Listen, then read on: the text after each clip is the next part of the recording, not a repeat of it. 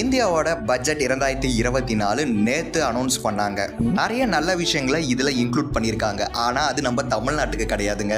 நேற்று அனௌன்ஸ் பண்ண பட்ஜெட் கொடுத்துல தமிழ்நாடுன்ற ஒரு வார்த்தை இல்லவே இல்லை. எனக்கு ஒன்றும் புரியல. தமிழ்நாடுன்ற ஒரு ஊர் எங்கே இருக்குது? இந்தியாவில் தானங்க இருக்குது. எனக்கு வந்துக்கிற மாதிரியே தாங்க நேற்று பட்ஜெட் கொடுத்த பார்த்தா உங்கள் எல்லாருக்கும் டவுட் வந்திருக்குன்னு நான் நினைக்கிறேன். இந்தியாவில் இருக்கிற எல்லா ஸ்டேட்டுக்கும் இவங்க பட்ஜெட் போட்டு லிஸ்ட் கொடுப்பாங்கன்னு பார்த்தாக்கா இதில் ரெண்டு ஸ்டேட்டுக்கு தாங்க ரொம்ப முக்கியத்துவம் கொடுத்துக்கிறாங்க. ஆந்திராவுக்கும் பீகாருக்கும் தான். அதுக்கு நான் அந்த ஸ்டேட்டெல்லாம் நான் கொடுக்க வேணாம்னு சொல்லலைங்க. மீதி இருக்கிற ஸ்டேட்டுக்கும் கரெக்டாக பிரித்து தரணும் தான் நான் சொல்கிறேன். தமிழ்நாடுன்ற ஒரு பேச்சை ஏன் எடுக்கலன்னு சொல்லி சோஷியல் மீடியாவில் கேட்டதுக்கு நீங்கள் எங்களுக்கு ஓட்டு போட்டிங்களான்னு சொல்லிட்டு ஒருத்தர் ட்வீட் பண்ணியிருக்காரு. தமிழ்நாட்டிலுமே நிறைய பேர் பிஜேபியை சப்போர்ட் பண்ணியிருக்காங்க. சரி, அவர் சொன்னபடியே வரலாம். அப்புறம் ஏங்க நீங்கள் தமிழ்நாட்டுக்கிட்ட இருந்து ஜிஎஸ்டி வரி வாங்குறீங்க? ஜிஎஸ்டி வரி வாங்காதீங்க. நாங்கள் தான் உங்களுக்கு ஓட்டு போடல. இந்தியாவில் டேக்ஸ் அதிகமாக கட்டுற மாநிலத்தில் தமிழ்நாடு தாங்க 4வது இடத்துல இருக்குது. கவர்மெண்ட்டுக்கு 4வது இடத்துல இருந்து வரி கொடுக்குற நம்ம கவர்மெண்ட் வந்துட்டு நம்மளுக்கு எதுவுமே திருப்பி தரலன்னா பார்த்துக்கோங்க. இதனால் சஃபர் ஆகுது வேறு யாருமே இல்லைங்க.